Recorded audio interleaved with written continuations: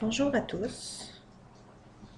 Bienvenue au laboratoire numéro 9. Dans ce laboratoire, nous allons voir le groupage ABO-RH, le phénotypage et les nouvelles techniques de dépistage et identification d'anticorps irrégulières en tube. Pour débuter, comme vous faites depuis le début de la session, vous commencez par laver vos globules au lave-cellules automatisé pour ensuite faire une suspension globulaire avec une concentration finale de 3 à 5 %. Par la suite, vous allez faire le groupage ABO. Le groupage ABO comprend l'épreuve globulaire et l'épreuve sérique. Dans l'épreuve globulaire, vous allez prendre les globules rouges de vos patients. Nous allons rechercher les antigènes présents sur les globules rouges à l'aide d'antisérums. Et dans l'épreuve sérique, nous allons rechercher les anticorps du patient avec des hématies commerciaux A1 et B. Par la suite, vous allez faire la technique du groupage RH, qui est la technique TIAG, technique indirecte à l'antiglobuline, ou l'ancien terme Coombs indirect que vous pouvez voir dans les manuels. Dans cette technique, vous allez prendre les globules rouges du patient, 3 à 5 %. Nous allons rechercher la présence de l'antigène D avec l'aide de l'antisérum anti-D. Donc, après centrifugation immédiate, si le résultat, il y a agglutination, le résultat est positif et le patient est considéré comme RH positif. Si par contre, il n'y a pas d'agglutination, il faut poursuivre les analyses. Donc, aller au bain-marie pendant 15 minutes, au bain-marie à 37 degrés pendant 15 minutes. Par la suite, vous recentrifugez et vous refaites une lecture d'agglutination. Si c'est toujours négatif, il faut faire la technique de TIAG, c'est-à-dire aller laver les globules rouges au lave-cellule 3 fois, ajouter 2 gouttes d'anti-IgG, centrifuger et relire l'agglutination. Si c'est négatif macroscopique, on s'en va vers le microscope inversé. Si c'est négatif microscopique, on ajoute des cellules de Coombs. Les cellules de Coombs devraient donner positif. Si les cellules de Coombs donnent positif, vous obtenez un RH qui est négatif pour le patient.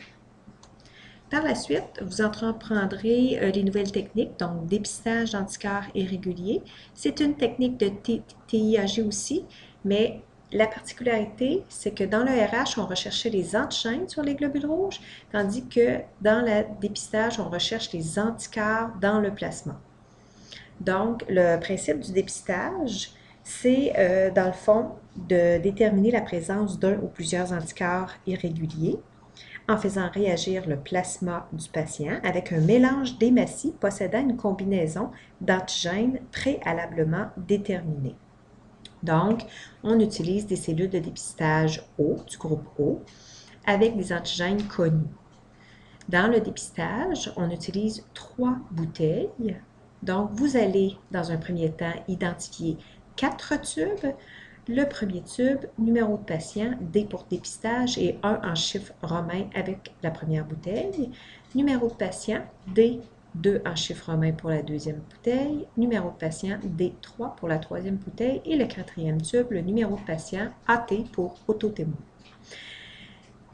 La façon de procéder, 2 gouttes de lys. Le lys est une solution de faible concentration ionique et ça sert à augmenter le taux de fixation des anticorps sur les antigènes correspondants en diminuant les ions positifs et négatifs autour des globules rouges.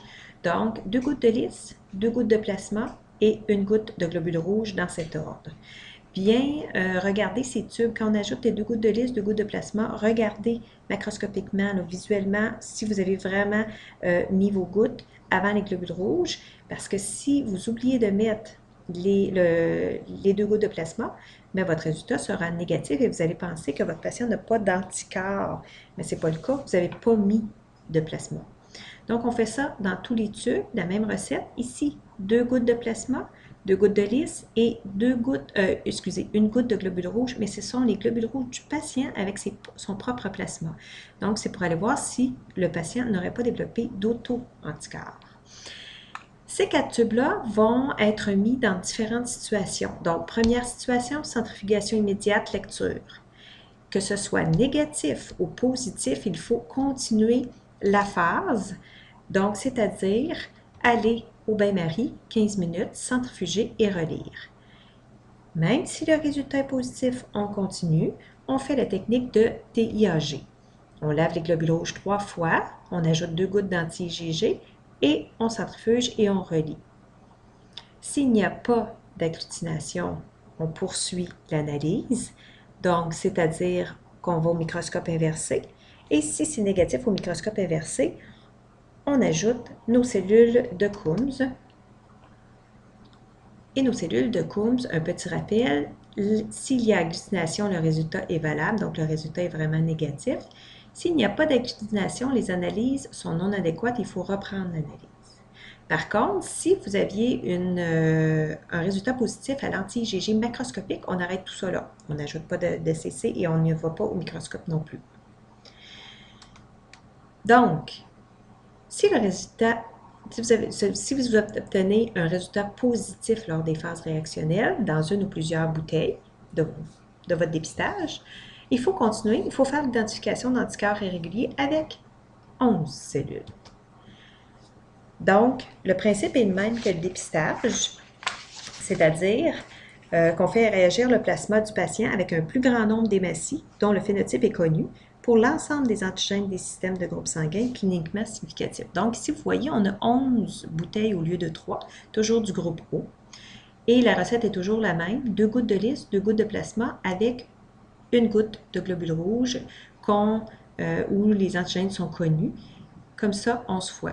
Comment on inscrit et on identifie nos tubes?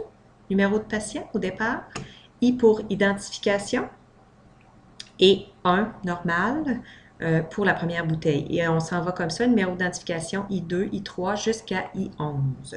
On ne fait pas d'auto-témoin ici parce qu'on le fait lors du dépistage.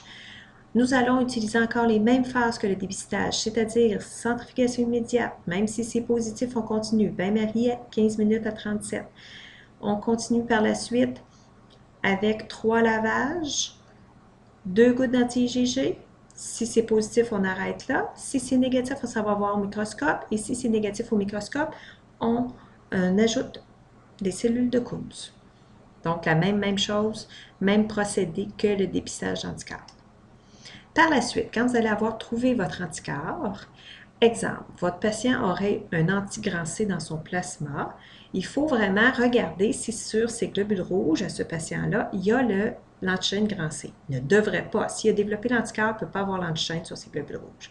Donc, il faut aller chercher la bouteille d'anti-grand C, la mettre en contact avec les globules rouges 3 à 5 % du patient et voir s'il y a agglutination ou pas. S'il n'y a pas d'agglutination, c'est qu'il n'y a pas l'antigène.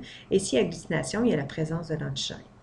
Donc, c'est comme ça, et tout dépendant de l'anticorps que vous allez trouver, chaque bouteille a sa recette, comme je vous expliquais. Le groupage RH que vous avez fait dans les semaines précédentes, au niveau du phénotypage RH, on incubait 5 minutes à température pièce. Par contre, il y a d'autres recettes.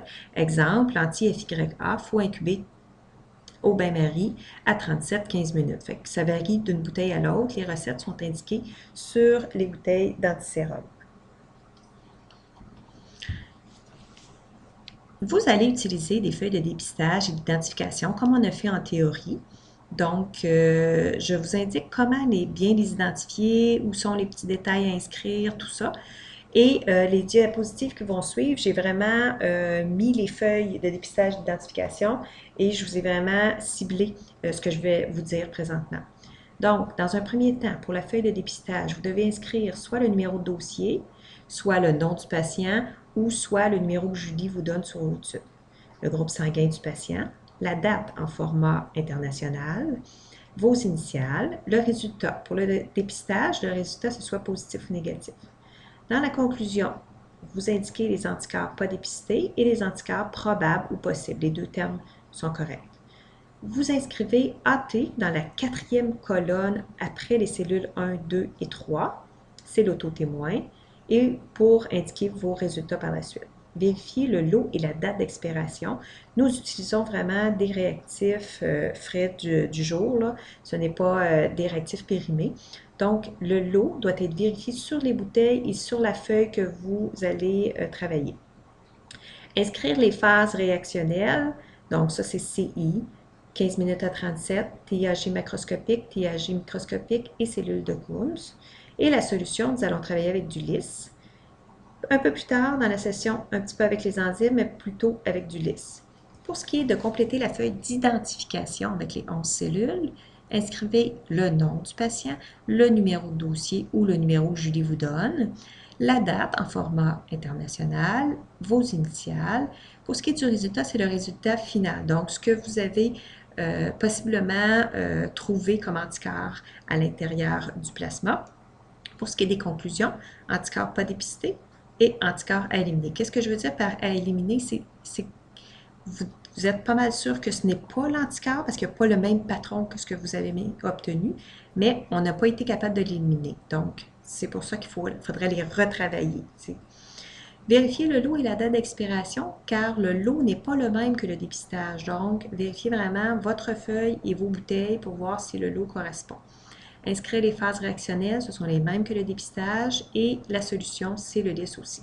Donc, voici la feuille de dépistage. Vous devez inscrire le numéro de patient ou le numéro de dossier ou le numéro de Julie, groupe sanguin, la date et vos initiales. Dans les conclusions, anticorps pas dépistés, anticorps probables ou possibles, vous indiquez que vous travaillez avec du lisse, les phases réactionnelles, l'auto-témoin, parce qu'il faut inscrire vraiment les résultats à la fin. Et vous avez à regarder le numéro d'eau et l'expiration. Vous voyez, j'ai indiqué des petits crochets à côté. Je voudrais que vous les mettiez parce que moi, ça me prouve que vous avez vraiment vérifié votre lot et votre date d'expiration. Et la dernière chose, le résultat. Donc, si vous obtenez des résultats positifs dans une des bouteilles, il faut inscrire positif. La feuille d'identification, le nom du patient, le numéro de dossier ou ça peut être le numéro que vous avez sur vos tubes, la date, vos initiales, le lot. Vous voyez que le lot n'est pas le même que le dépistage avec la date d'expiration, avec les deux petits crochets. Vous travaillez en lisse avec les phases réactionnelles, anticorps pas dépistés, anticorps à éliminer et pour terminer, la conclusion, ce que vous avez trouvé comme anticorps. Je termine avec les rapports. Les rapports, le groupage ABO, vous êtes familier avec ce tableau. Seulement, ce que je veux vous dire, c'est que j'ai enlevé l'anti-A1. Donc, si vous avez une agglutination dans l'anti-A, on ne fait pas l'anti-1, donc vous n'avez pas à interpréter A1, A2. Et on ne fait pas non plus le TDAG. Il reviendra en cours de session, mais pour ce laboratoire-là, on l'a enlevé. Le prochain tableau, c'est un nouveau tableau pour vous de dépistage d'identification. Je vous ai donné deux exemples. Donc, le premier patient, c'est négatif l'auto-témoin, c'est négatif le dépistage, donc plus rien à faire, mon patient n'a pas d'anticorps. Le deuxième, négatif à l'auto-témoin, donc mon patient n'a pas d'auto-anticorps. Par contre, le dépistage donne positif. Vous n'avez pas à m'indiquer laquelle des bouteilles est positive parce que vous allez m'attacher la feuille de dépistage et la feuille d'identification avec votre rapport. Donc, je vais tout voir. Vous devez m'inscrire votre résultat final. Donc, ici, on a développé un anticorps FYA chez le patient. Et vous devez phénotyper votre patient. Donc, ici, je suis allée chercher une bouteille d'antisérum anti-FYA et j'ai regardé sur la bouteille. La recette était inscrite qu'il fallait que je fasse toutes les étapes avec une incubation. Donc, centrifugation immédiate, c'était négatif. J'ai incubé 15 minutes à 37, j'ai centrifugé, c'était négatif. J'ai fait un TAG, donc 3 lavages, 2 gouttes d'anti-IgG, négatif macroscopique, négatif microscopique. J'ai ajouté une goutte de cellules de Coombs et c'était positif. Donc, mon analyse est valide et mon patient, pour le phénotype du patient, FYA négatif. Donc, il n'a pas l'antigène FYA sur ses globules rouges et ça confirme qu'il peut produire un anti-FYA.